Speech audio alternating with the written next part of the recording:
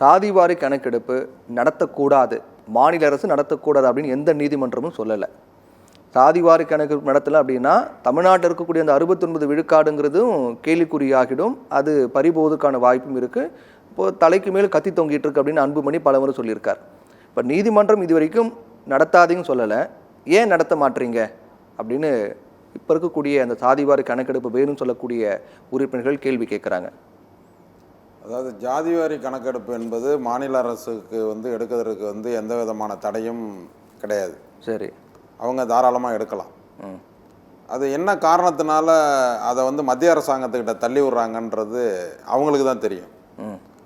என்னை பொறுத்தவரை திமுகவுக்கு ஒரு பெரிய வாய்ப்பு அப்படின்னா ஜாதிவாரி கணக்கெடுப்பு எடுத்தால் தான் ஒரு பெரிய வாய்ப்பு. என்ன காரணம்னா எந்த அடிப்படையில் சொல்கிறீங்க? ஏன்னா அவங்க ஆளுங்கட்சி. சரி, ஒரு ஜாதிவாரி கணக்கெடுப்பு டேட்டா உங்கள் கையில் நீங்கள் இல்லாமல் நாளைக்கு ஒரு ராமசாமி சொன்னது போல் சுப்ரீம் கோர்ட்டில் ஏற்கனவே இந்த 69% இடஒதுக்கீடு நீங்கள் சரியான டேட்டா வச்சுக்கலன்னா இதை கேன்சல் பண்ணிவிடுவேன் அப்படின்னு சுப்ரீம் கோர்ட்டில் வாய்மொழி உத்தரவா, அதாவது ஆர்குமெண்ட்டில் நீதிபதியாக சொன்ன வரலாறுலாம் உண்டு. அது பெண்டிங்கில் இருக்குது. அப்படி ஒரு இக்கட்டான நிலைமை சுப்ரீம் கோர்ட்டில் நம்மளுக்கு இருக்கும் பொழுது நம்மள்ட்ட டேட்டா இருக்கிறது எவ்வளோ பெரிய ஒரு அவசியம். நாளைக்கு ஒரு இந்த 69% இடஒதுக்கீட்டுக்கு ஒரு பாதகம் வந்தால் நான் டேட்டா எடுத்து வச்சுருக்கேன், அது மத்திய அரசாங்கம் தான் செய்யலை அப்படின்னு சொல்லி நீங்கள் அவங்கள காமிக்கலாமே. இப்போ இந்த வாய்ப்பை என்ன பண்ணணும், மத்திய அரசாங்கம் உங்கள்கிட்டே தள்ளி விட்டுரும், நீங்கள் எடுக்கல, அதனால தான் கோர்ட்டு உங்களுக்கு அந்த 69% இடஒதுக்கீடுல கையை வச்சுட்டாங்கன்னு நாளைக்கு சொன்னால் இது ஆளுங்கட்சிக்கு மிகப்பெரிய பின்னடைவை ஏற்படுத்தும். என்னை பொறுத்தவரை யார் வேண்டுமானாலும் எந்த விதமான ஆலோசனையும் அரசாங்கத்துக்கு சொல்லலாம். ஆனால் முதலமைச்சர் அவர்கள், அவருடைய தந்தையார் அவர்கள் இந்த இடஒதுக்கீட்டை பற்றி முன்னாள் முதலமைச்சர் ஐயா கலைஞர் அவர்கள் இந்தியாவில் இருக்கின்ற எந்த மாநிலத்திலையும் இடஒதுக்கீட்டுக்கு இப்படி ஒரு விஷயத்தை கையில் எடுத்து அரசாணை வெளியிட்டதே கிடையாது. உதாரணத்திற்கு 20% இடஒதுக்கீடு என்பதை 108 ஜாதியை சேர்த்து அன்றைக்கு 89ஆம் ஆண்டு அறிவித்த பெருமை திமுக அரசுக்கு தான் உண்டு, கலைஞர் அவர்களுக்கு தான் உண்டு. ஆமாம். ஆனால் அந்த நேரத்தில் அந்த நேரத்தில் அன்னைக்கு அறிவித்த அன்னைக்கு மறுநாளே இதே இன்னைக்கு பாட்டாளி மக்கள் கட்சி நீலி கண்ணீர் வடித்து கொண்டு நான் இடஒதுக்கீட்டுக்காக போராடுகிறேன் என்று நீலி கண்ணீர் வடிக்கின்ற ராமதாஸ், அன்புமணி போன்றவர்கள், பாமக போன்றவர்கள்லாம் 89ஆம் ஆண்டு இந்த இடஒதுக்கீட்டை அறிவித்த மறுநாள் ஒரு நாள் சாலை மறியல் அறிவித்தாங்க. ஏனென்றால் நீங்கள் எங்களுக்கு தனி இடஒதுக்கீடு தரேன் என்று சொல்லிவிட்டு பேச்சுவார்த்தை செய்துவிட்டு நீங்கள் 108 ஜாதியை சேர்த்து எங்களை வந்திச்சு விட்டீர்கள் என்று மறுநாள் காலையில் ஒரு நாள் மறியல் வைத்தார்கள். அப்பொழுதே அந்த மறியல் வைத்த காலத்திலிருந்து இவர்களுடைய அந்த இடஒதுக்கீடு கொள்கையில் மாறாமல் அப்படியே இருந்திருந்தால் வன்னியர்களுக்கு இன்றைக்கு தனி இடஒதுக்கீடு கிடைச்சிருக்கும். தமிழகத்தில் மிகப்பெரிய சமுதாயமா இருக்கிற வன்னியர் சமுதாயத்திற்கு அந்த இடஒதுக்கீடு கிடைக்காமல், அப்போ பாமக இடஒதுக்கீடு, இந்த பாமக சாதிவாரி கணக்கெடுப்பு வேண்டும் அப்படின்னு சொல்லப்படக்கூடிய அந்த கோரிக்கை எல்லாமே சுயநலத்தோட தான் சொல்றாங்க. சுயநல முழுக்க இந்த சத்தியம் தொலைக்காட்சி மூலியமா பொதுமக்களுக்கு, எல்லா ஜாதி சமுதாயத்தினுடைய எல்லா மக்களுக்கும் சொல்றேன், வன்னியர்களை ஏமாத்துவதற்காகவே ஒரு நாடகத்தை பாமக நடித்து கொண்டே இருக்கிறது. ஒரு உதாரணம் நான் சொல்றேன் உங்களுக்கு.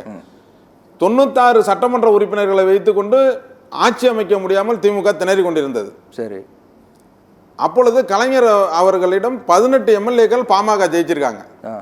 நீங்கள் 18ஐயும் 96ஐயும் கூட்டினா எவ்வளவு வருது உங்களுக்கு? கிட்டத்தட்ட நம்மளுக்கு 117 இருந்தால் ஆட்சி அமைச்சிடலாம். சரி, அன்றைக்கு இந்த பாமக நீலி கண்ணீர் வடிக்கிற இடஒதுக்கீட்டுக்காக பெரிய தியாகம் பண்ணன்ற பாமகவை இந்த தொலைக்காட்சி மூலியமா நான் கேட்கிறேன், நீங்க அன்னைக்கு என்ன செஞ்சிருக்கணும்? வன்னிய சமுதாயத்துக்கு நீங்க உண்மையாலுமே விசுவாசமாக இந்த சமுதாயத்திற்கு பாடுபடுகின்ற, இல்ல இடஒதுக்கீட்டுக்காக பாடுபடுகின்ற ஒரு இயக்கமாக இருந்தால் அவர்களுடைய ரத்தத்தின் வேர்வையில் சிந்தி உருவாக்கப்பட்ட 18 எம்எல்ஏக்கள் உங்க கையில இருந்தாங்க.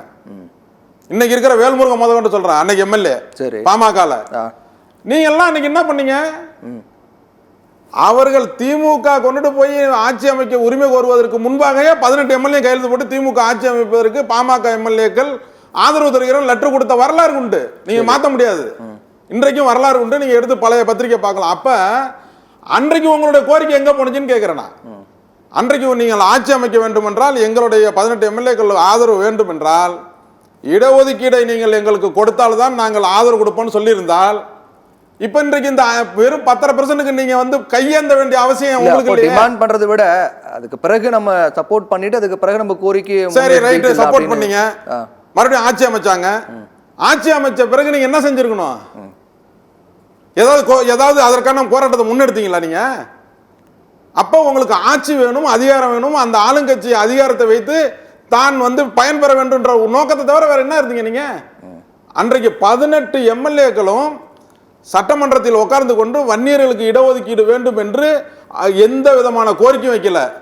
நாங்கள் அப்பொழுது படையாச்சார் பேரை வச்சிருந்தேன், நான் தலைவர் அதற்கு. அப்ப நான் டெல்டாவில் இருந்து 1000 வாகனங்களில் சென்னை வரை ஊர்வலம் வருகிறோம். இந்த சமுதாயத்துக்கு துரோகம் செய்திருக்கிறீர்கள், நீங்கள் பாமக சட்டமன்ற உறுப்பினர்கள் சட்டமன்றத்தில் பேச மாட்டீர்கள், இதற்கான கோரிக்கையை வைக்க மாட்டேங்கிறேன்னு நான் சொல்ற வரைக்கும் அந்த ஊர்வலம் வந்து சென்னையில் ராமசாமி படையாச்சாருடைய சிலையில் முடிக்கிற வரைக்கும் நீங்க சட்டமன்றத்தில் பேசல.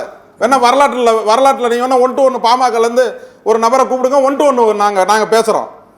அந்த நிகழ்ச்சிக்கு பிறகு, ஊர்வலத்திற்கு பிறகுதான் ஒரு நாள் நீங்கள் சட்டமன்றத்தில் பேசுறீங்க வன்னியர்களுக்கு இடஒதுக்கீடு வேண்டும். சாதிவாரி கணக்கெடுப்பு. அப்பொழுது கலைஞர் அவர்கள் முதலமைச்சராக இருக்கும்போது ஒரே ஒரு வார்த்தை தான் கேட்டார், நீங்கள் ஜாதிவாரி வன்னியர்களுக்கு இடஒதுக்கீடு வேணும் என்று கேட்கிறீர்கள், நீங்கள் எல்லா ஜாதிக்குமான ஒரு இயக்கமாக மாறிவிட்ட பிறகு ஒரு சமுதாயத்திற்கு மட்டும் கேட்டு உங்களுடைய இயக்கத்தை ஏன் சுருக்கி வைக்கிறீர்கள் என்று ஒரு கேள்வியை கேட்டார். சரி.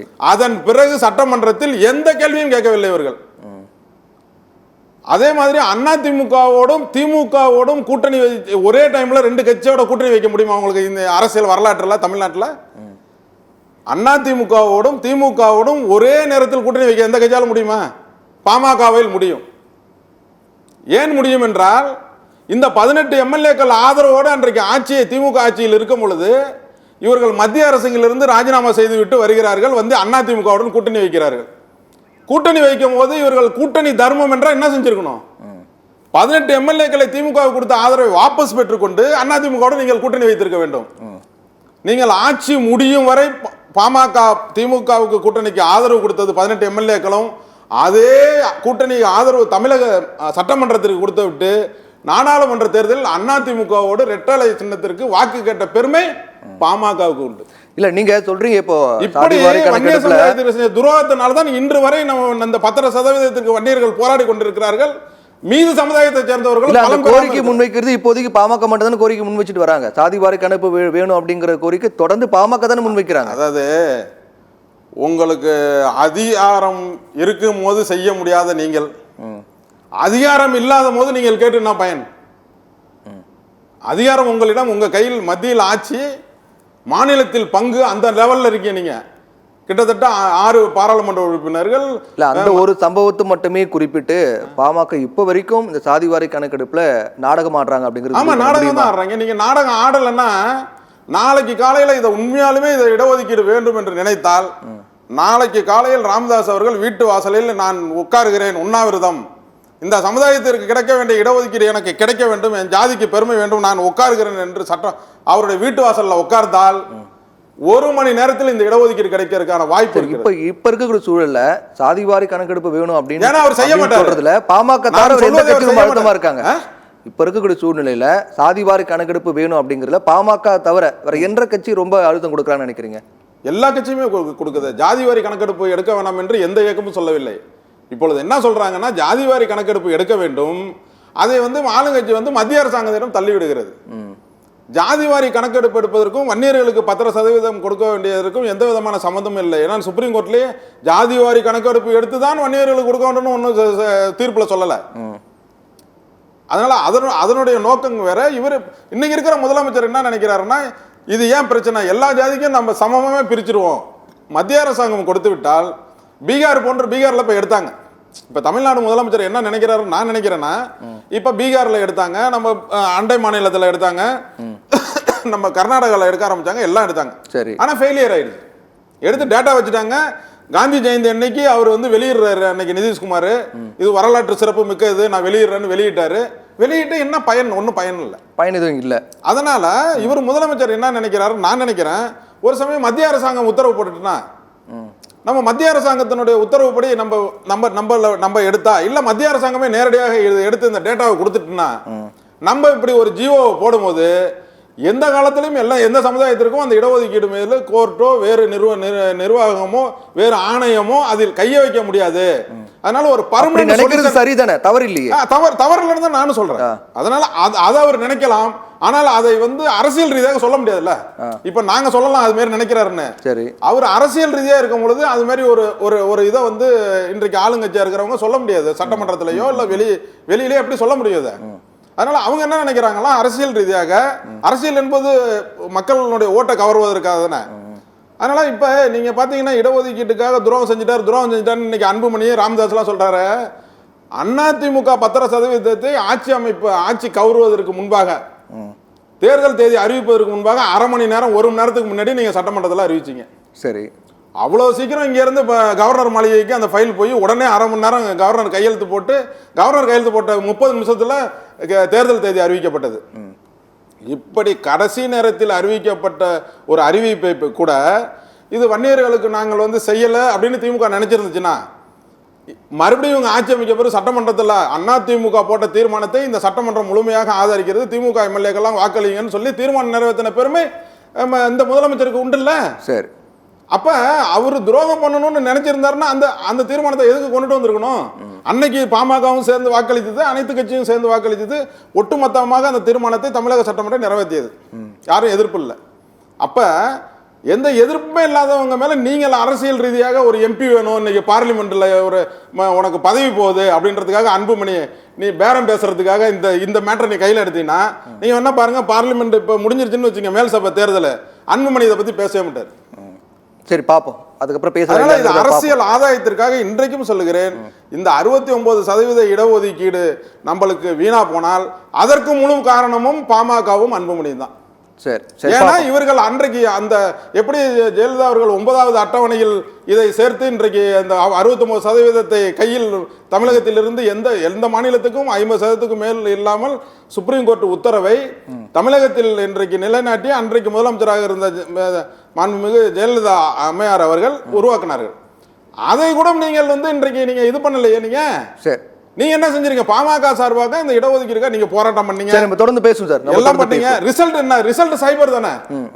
நீங்க போராட்டம் பண்றீங்க, எல்லாம் செய்றீங்க, ரிசல்ட் என்ன? சரி, தொடர்ந்து பேசுவோம்.